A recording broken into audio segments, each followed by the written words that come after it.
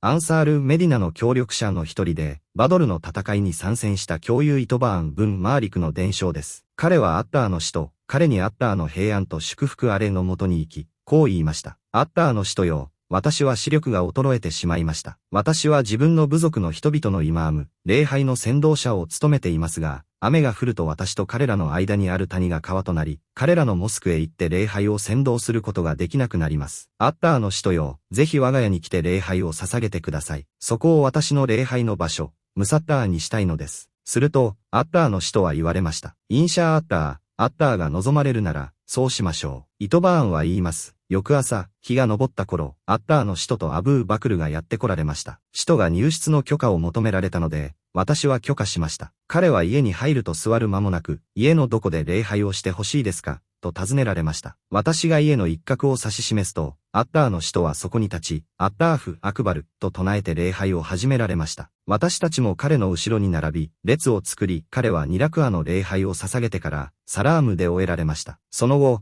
私たちは彼のために作ったハジーラ肉と麦の料理を召し上がっていただくため、彼を引き止めました。すると、近所の人々が次々と家に集まってきました。その中の一人が、マーリク・ブン・ドゥフシュン、またはイブン・ドゥフシュンはどこだと尋ねると、別の者が、彼はムナーフィク、疑心者だ。アッターとその使徒を愛していないと言いました。それを聞いたアッターの使徒は言われました。そのようなことを言ってはならない。彼がアッターの丘を、お喜びを求めて、ラー・イラーハ・イッタッター、アッターの他に神なしと言ったのを知らないのか。その男は、アッターとその使徒こそが最もよくご存知です。しかし私たちは、彼の顔つきや親しさが疑信者たちの方に向いているのを見ています、と答えました。アッターの使徒は重ねて言われました。アッターは、アッターの丘を、お喜びを求めて、ラー・イラーハ・イッタッターというものに対して、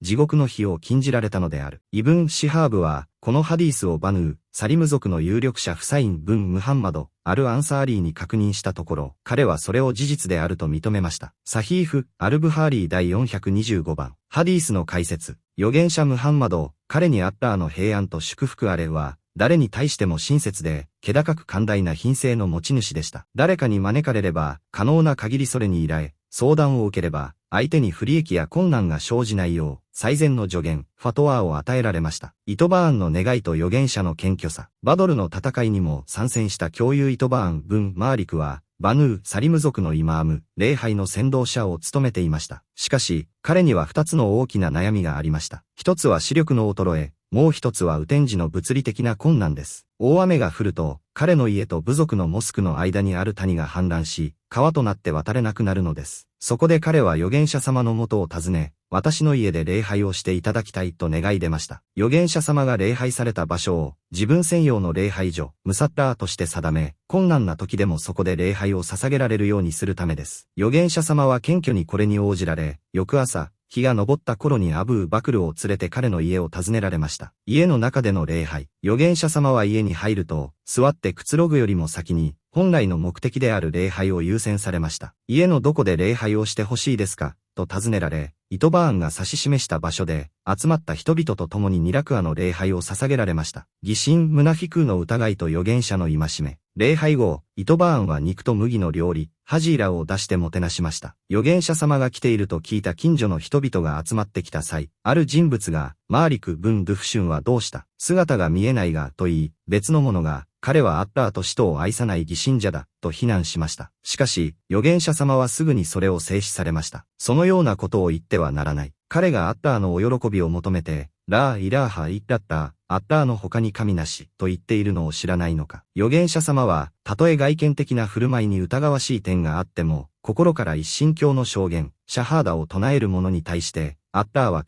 地獄の火を禁じられたのだと明言し、彼の信仰を保証されました。伝承の正確さと教友たちの慎重さ。このハディースの伝承者マフムード・ブン・アッタビーヤが、後に大教友アブー・アイユーブ・アル・アンサーリーにこの話を伝えたところ、アブー・アイユーブは最初、その内容を信じられませんでした。理由1、これほど重要な出来事なら、自分も知っているはずだという驚き。理由2、証言を唱えれば地獄が禁じられるという言葉が罪を犯したムスリムが一時的に地獄に入るという他の教えと矛盾するように感じられたため、学者の解釈では、ここでの禁じられるとは、永遠に過獄に留まることが禁じられるという意味であり、信仰者は最後には救い出されるとされています。マフムードは自分の記憶に間違いがないか確かめるため、わざわざメディナまで旅をし、年老いて盲目となったイトバーンを訪ねました。イトバーンは最初と同じ通りに話を繰り返し、この伝承が正確であることが再確認されたのです。このハディースから得られる教訓、個別の礼拝の許可、視覚障害や悪天候などの正当な理由、ウズルーがある場合、